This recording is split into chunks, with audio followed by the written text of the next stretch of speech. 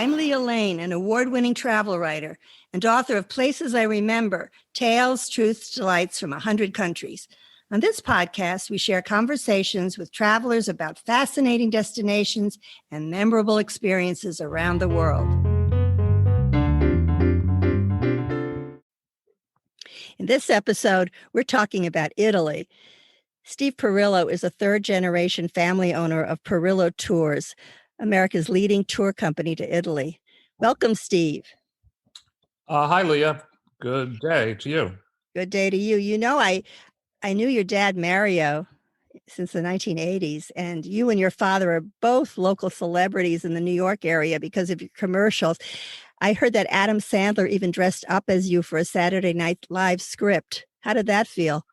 That was really shocking. I didn't know about it till the next morning, and it's really, we're a small company. We don't deserve to have a skit done on Saturday Night Live, but apparently we're on the air enough that it made an impression by somebody. And now I'm friends with one of the producers there, and it's really, I got to meet Adam, and it's really been it's been a highlight of my career. Well, that's cool. Let's talk about Italy, which is one of the world's favorite countries to visit. How many times do you think you've been there? 2 or 3 times a year, 50 years, 127. Oh, so you think you know a little bit about it, huh? Okay. Let me Uh, just ask you, what do you think are the qualities that make it so beloved by so many travelers? Let's just talk, basics like scenery and so forth. yeah, it starts with it happened. You didn't ask why it happened, but I have to add that because of its location in like the center of the cradle of civilization, in the center of the Mediterranean.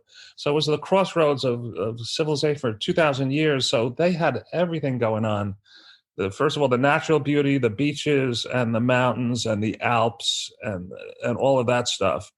And then you start with the food and the wine, the art, architecture, fashion, music. They invented music notation, opera, literature, film, cars. What country has the number of amazing the car industry in Italy? Who would even think France has some cars, but They Germany don't have Lambos. yeah, or the high-end exotic cars that they really, well, besides the Fiat, which is also a great experience. If you can get a Cinquecento here, it's really a cute little car. So that's why. So it translated to this country with the food. It's easily in the top 3 foods in this country, and it's compact too. So you could see it. You can kind of in 2 weeks you can kind of get a good idea of the main places, and it leans towards a bus tour because it's so compact. The main cities are 3 hours apart. You could say that as a rule: Rome to Florence, Florence to Venice, Venice to Milan. You don't have to know much. It's 3 hours apart driving. And So, plus, each of the areas are so different. They yeah, originally, of course, were separate states or separate yeah, areas. that's right. So the cultures themselves, even though they're so close to each other, are so different. So you really do have a compact experience. I guess I would say, what's not to like? Is there anything maybe that you don't like so much that we should be aware of? You don't want to open a business in Italy. Okay. I think traveling is the key. Pay taxes on everything. You pay taxes on every transaction. In Italy and Europe, you pay taxes on every single, let's call it VAT tax, on every single transaction. It's really Yeah, well, I guess it's one of those places where you say I'd rather visit than live there at the moment. yeah, unless you bring your own money. I might get I'd love to get a Tuscan or Umbrian villa. It would be great I'm thinking of doing that seriously. Let's take a quick overview of a few of Italy's most treasured areas. Just tell us a little bit about each of them, maybe the main things not to miss, maybe something we didn't know. Let's start in the north with Milan and the Lake District. Well, there's Milan. I took notes for this, Leah. Well, great. Milan is the city itself, which the center is the Duomo, and attached to the Duomo, almost attached, is the first shopping mall in the world, the Galleria, and that connects to the La Scala, the opera house. So it's all connected downtown, the area, by this amazing shopping mall. So they have that, and it's the fashion capital of Europe. Paris and Milan, those are the 2 and New York, those are the 3 fashion capitals in the world. and it's a big industry town. Yeah, the Galleria I remember was filled with light. It's very old, but it was like skylight glass all around, very beautiful. You see copies of it all over the world, maybe based on the Galleria in Milan. Also, La Scala, I would say I took a wonderful tour there. They have, uh, you know, maybe 2-hour tours where you can go backstage and go see the opera house. And of course, there's the Last Supper by Da Vinci in one of the monasteries Yeah, there. yeah. Don't miss that. And then the lake region you mentioned, which are it's just you died and went to heaven. Lake Como, the castles around the lake. They're hundreds of years old, and there's a Bellagio, which is crazy. The landscaping, the gardens that they built over the centuries. Varena, Tremezzo, Menaggio. These are all lakes and islands in the north.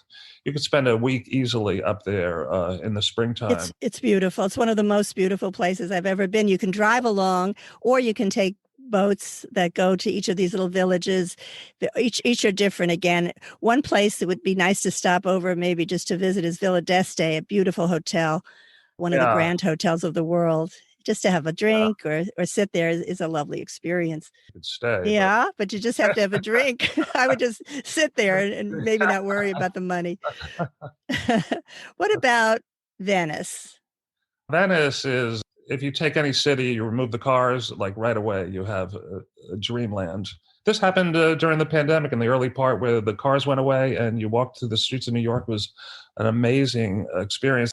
And you have this dream. You got to go. There's the canals, the bridges, and the palaces, uh, and the water, and that's what Venice is.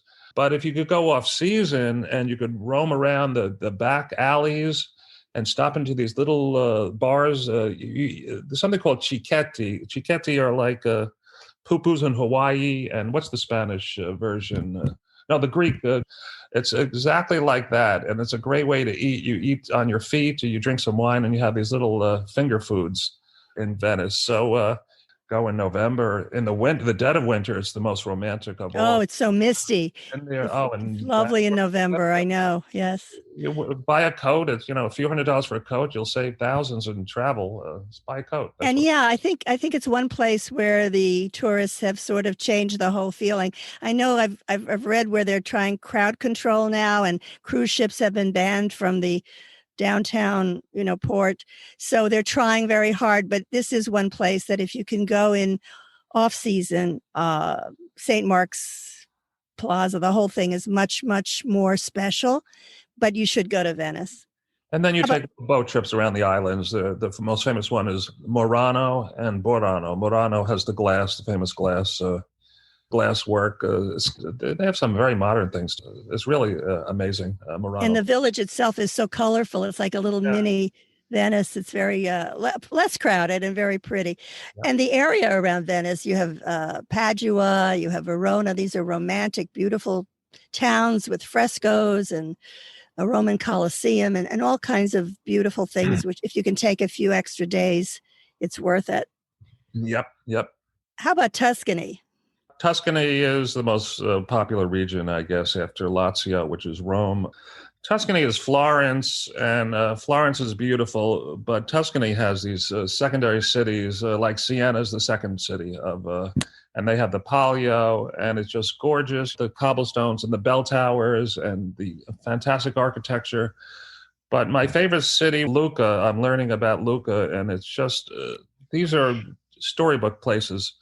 And again, if you can go in the evening, off season, away from when it gets a little crowded, it's just so romantic. And then Well, you get to work off your food with the walking around or a bicycle ride around Lucca, 5 kilometers. It's great for bicycle riding. These towns, some of them. yeah, somebody called Lucca the original town with a high line because there's a wonderful path around the town. That's right. That's the 3 or 4 kilometer one I was talking about. Right. And Walk there's also Pisa, of course, the Leaning Tower of Pisa is in Tuscany. I And forgot then that. and then you have these wonderful little fishing villages on the coast, which are quiet and, a nice place to get away to. So, as you say, there are many big cities, but of course, the Tuscan countryside is what people think of very often when they think of Tuscany, the lavender fields in June and the And beautiful then, yeah, the vineyard, hills. the terraces of vines, the grapevines everywhere. And to rent a car, to rent a villa and a car, it's so easy. Driving is so much easier. You can get automatic transmission. It's long gone. I don't even think you need an international driver's license anymore. You don't. That's what I recommend. And I put Umbria in the same category of Tuscany. And it's less well known. It has a CC, but it's got the same qualities, but less. Yes, Umbria is less crowded, but it has Perugia, Assisi, some of these other beautiful little towns. It's Yeah. a little bit greener, I think, in some ways. They're a little bit different, but they're both exceptionally beautiful, very close to each other. That's another great region. And you were mentioning a house there you can rent. There are many people who rent places there in that area. Get We can a look that up. 3 bedroom, and 6 people could share it. It's way cheaper than a hotel, and it's a lot of fun. You can get a maid service you want, or a chef to come in once or twice or every night. This is the way people live. I don't know. At least for a few weeks. That's right. How about Rome? Roma? Rome What is would you the say? best because it takes forever to get it all. You can just keep going back again and again and again. It's just got so many sections.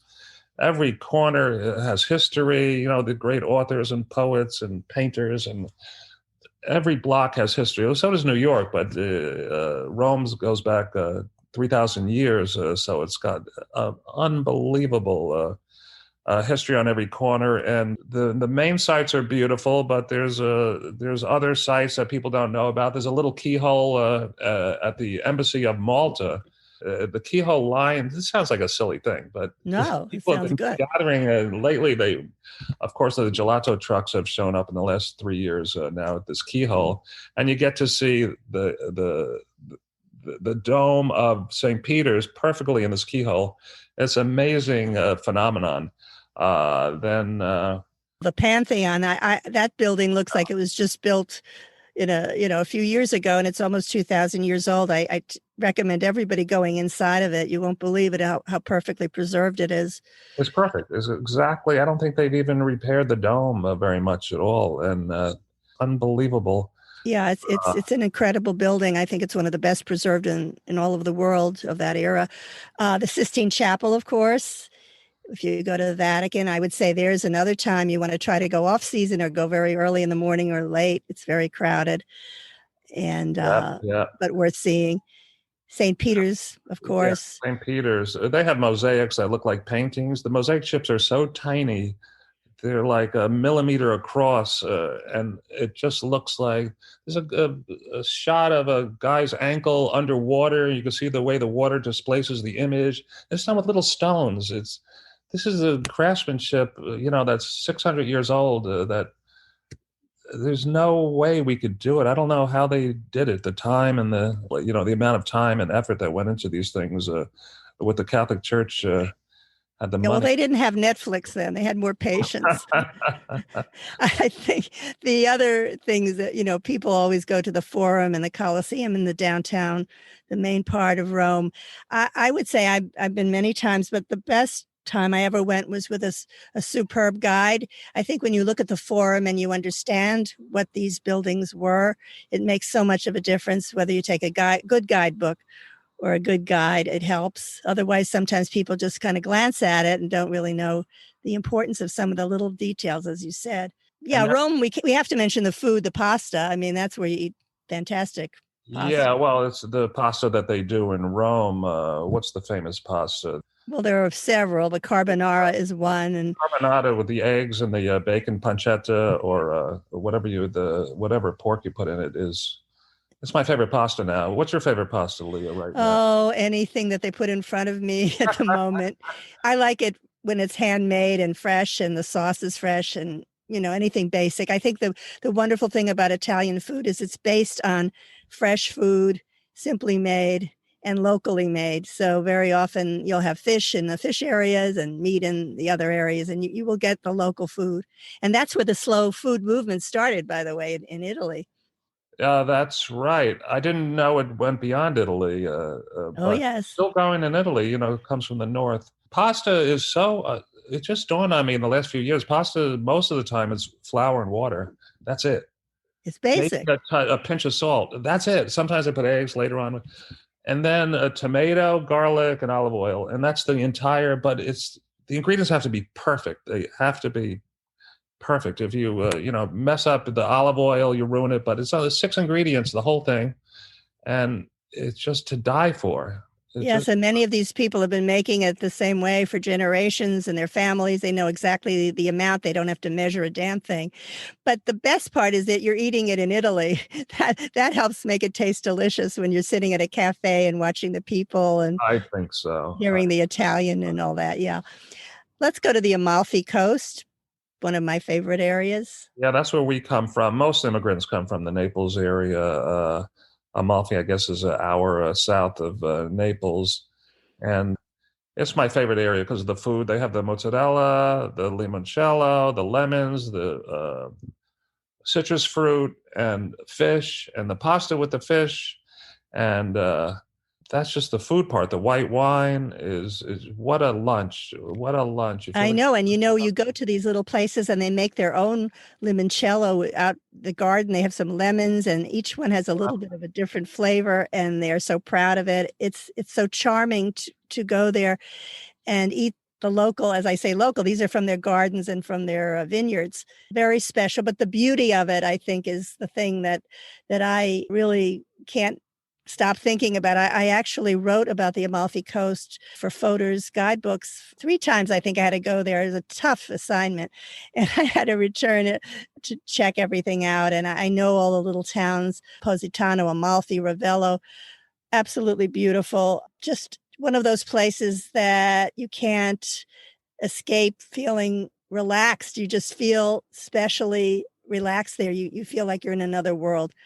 And they are close. Amalfi Coast is close, as you said, to Naples. It's close to Sorrento, which is a beautiful old town where the Roman emperors used to go way back and set up on a cliff. Very special place, very different. And of course, you can go to the islands like Capri, which is also in that area. Ischia and Procida, I think you pronounce it Procida. Yes. It's a very unknown, beautiful little island. And Ischia is another one. And Capri is obviously the most famous.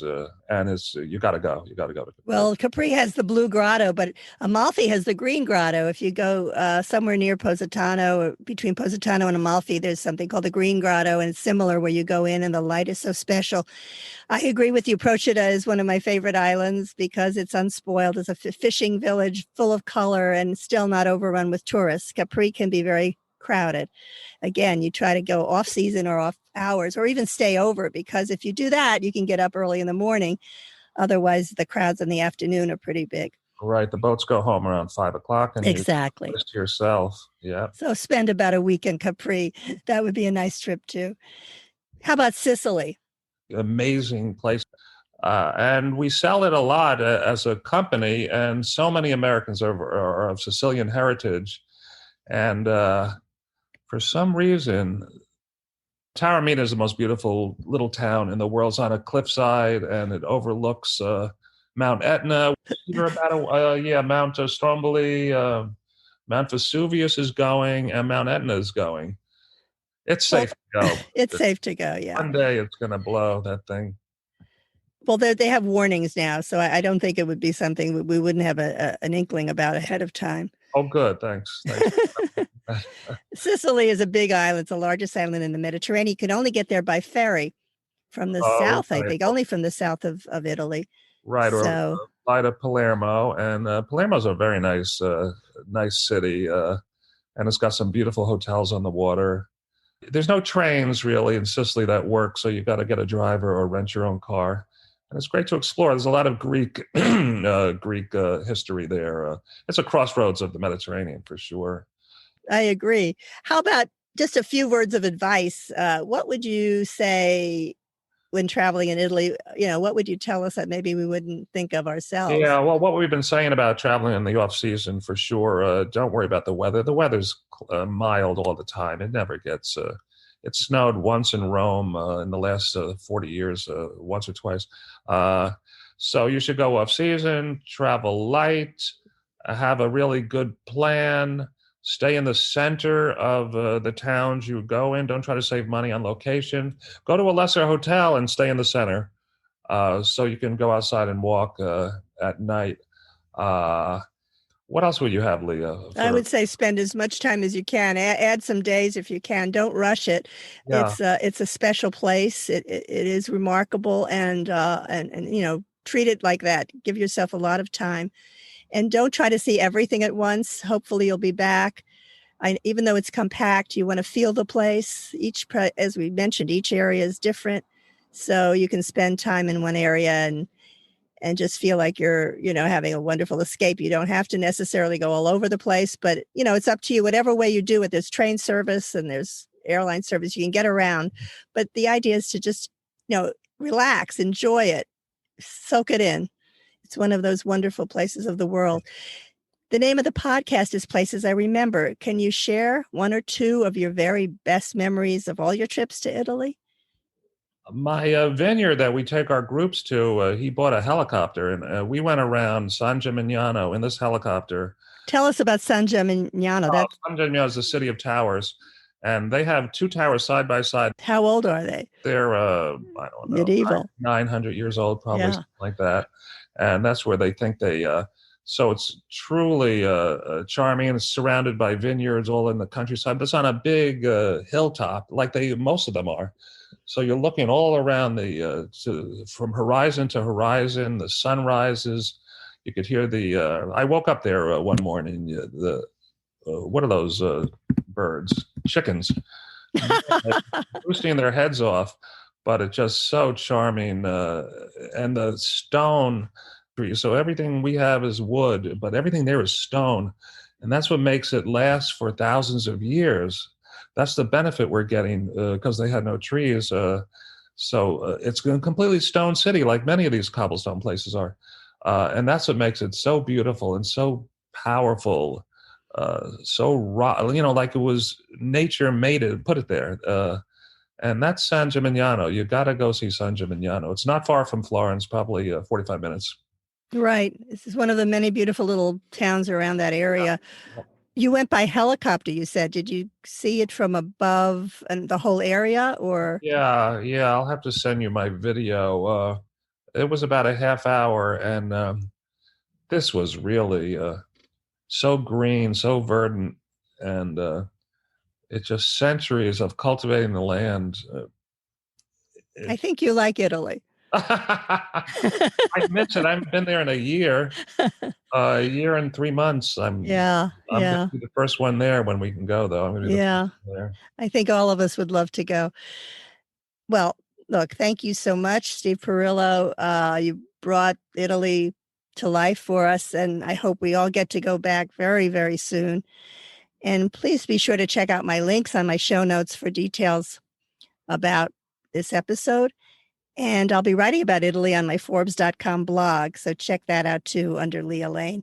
Thanks again, Steve. Thank you, Leah. It was fun. Thank you very much. It was. Grazie. Grazie.